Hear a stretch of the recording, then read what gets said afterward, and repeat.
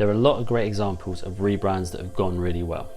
And whilst these are great for inspiration, you can actually learn quite a bit more from rebranding failures and why they went wrong. And with that in mind, here are 6 rebranding failures and what made them fail.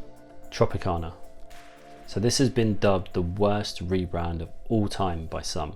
Now back in 2009, Tropicana spent over 20 million on rolling out its new rebranded campaign.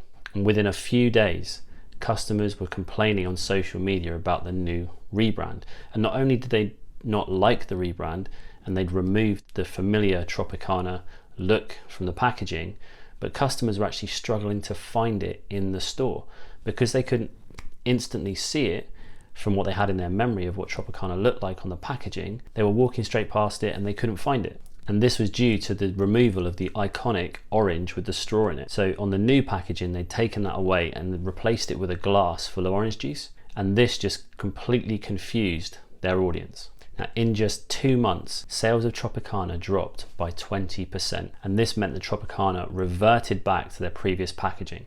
Key takeaway from this rebranding failure: don't underestimate the connection that your audience has with your brand. And when rebranding, make sure you know what your audience identifies as your brand. So whether that's visually, whether that's through messaging, whether that's through the packaging, make sure you understand what your audience connects with on those designs. So updating that brand can be done sensitively. Gap. So in 2010, after a drop in sales, the global retailer decided to rebrand its 20-year visual identity. Now this rebrand was later called the Gapgate phenomenon. Now Gap rolled out this visual identity and this rebrand across all of its stores seemingly overnight. So it left their audience really confused because it happened without anyone's knowledge. There was no prior warnings, there wasn't any sort of press around it, they just changed it. So it left all their audience really confused, and they were confused about the new direction as well because it had moved from traditional to a more contemporary feel. And for a lot of their audience, that switch from traditional to contemporary was such a massive jump, considering the fact that that Gap logo had been installed in their conscious, in their lives for 20 years, that such a shift like that was too much for them to take. And this new visual identity only lasted 4 days, and it cost a reported 100 million for the actual overall rebrand. Key takeaway from this Gap rebranding failure: always consider the reason for your rebrand. A lack of strategy cost Gap in this instance, and also confused their audience and their long-standing customers. And similarly to Tropicana, by removing, or in this case reducing, the key graphical hook that users were used to, so in this case the blue box, they severed connection with their audience and the brand. Pepsi.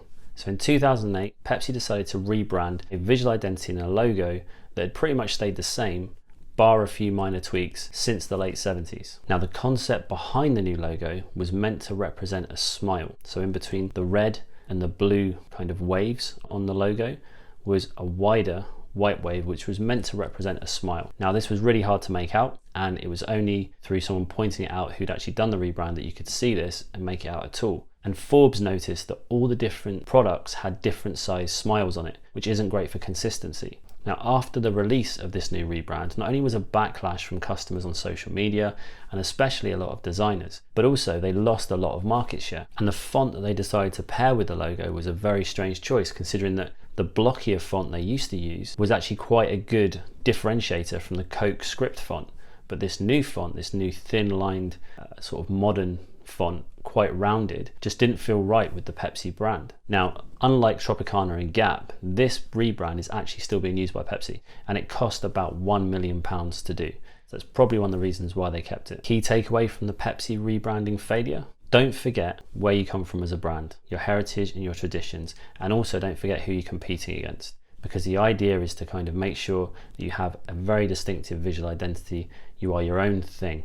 But also, if there's been a history and a heritage there, you do not want to throw that all out with a rebrand or change it up so much that you anger your customers. So hit that like button if you've enjoyed the video so far, and let's get the discussion going. What's the worst rebrand you've ever seen? And if you watch until the end of the video, you'll get a link to see some successful rebranding examples to kind of put you in a more positive mood after these ones. The SciFi Channel. So in 2009, the SciFi Channel rebranded its visual identity along with a slight name change. And they changed the name from Sci-Fi, as in SCIFI, to SciFi or SciFi is SYFY.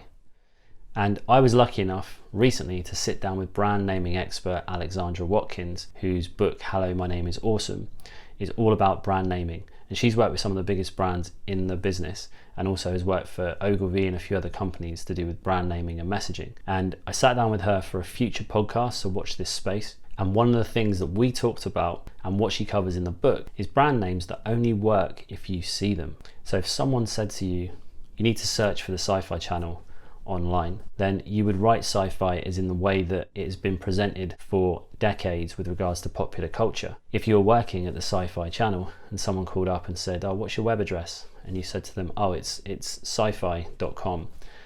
You'd have to spell it out to them. You'd have to say it's sci-fi, but we spell it syfy.com. So not putting that planning in beforehand is going to cost them so much time over the next however many years they have that name as it is, just trying to fix the mistake of changing that brand name to something that is spelt differently to how it sounds. They also decided to remove the Saturn icon that was with the previous logo, which would have given anyone who was not familiar with the channel half a chance at least to figure out that SYFY with a Saturn was sci-fi. But you remove the Saturn away from it, and now you've got some people, think about some older people who are looking at this channel or seeing it come up in a magazine or seeing it on the TV as an advert, and they think of it as SciFi. It's the SciFi channel. And not only did they remove the Saturn icon and the sort of the flat text that they had, they created it into a 3D looking logo, which was a really strange approach.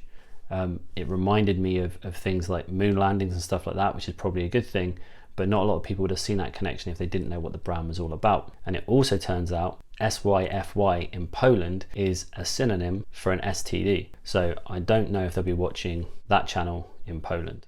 Key takeaway from the SciFi Channel rebranding failure: make sure you think about your brand name from every angle possible, not just from the visual identity. So think about how it sounds when you're talking about it. Think about how it would sound if someone had to recite it in an email address or on the website. These things are really important when it comes to brand naming. And go and get the book Hello, My Name is Awesome by Alexandra Watkins, because that will teach you all about brand naming and the pitfalls of what you can come up against if you don't think about it beforehand. Leeds United Football Club. In 2018, Leeds United Football Club unveiled their new club crest, and this almost instantaneously created a huge amount of fan backlash online.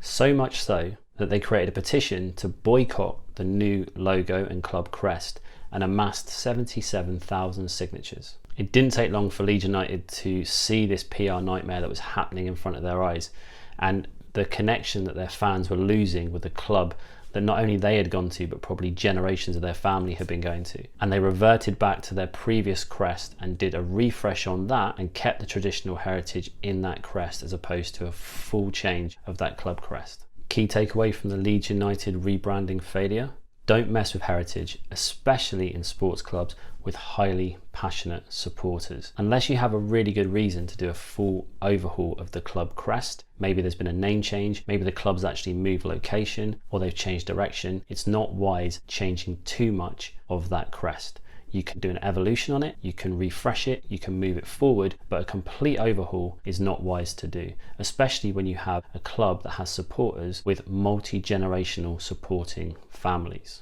Royal Mail. In 2001, Royal Mail decided to completely rebrand, so it changed its name and its visual identity to Consignia. Now the word consign actually matches really well with what Royal Mail does.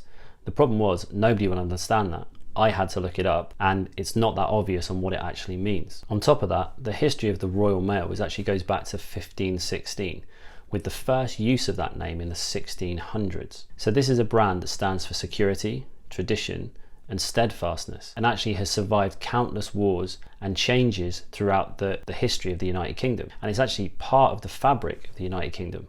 Now, a lot of people, especially the older generations, had looked to the Royal Mail as a form of tradition and something they could rely on, something that was always going to be there for them, something that was part of the institution of the country. So when the name change happened, it effectively erased all of that connection with this brand because no one understood what the new brand stood for.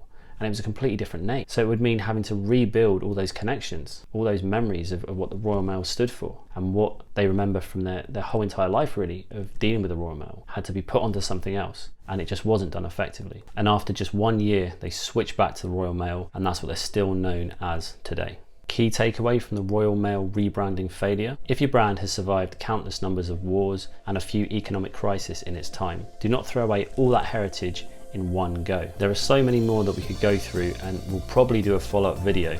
So let me know in the comments if there's any other rebranding failures you'd like to see, or if you'd actually just like to see a follow-up video to this. Just let me know in the comments below.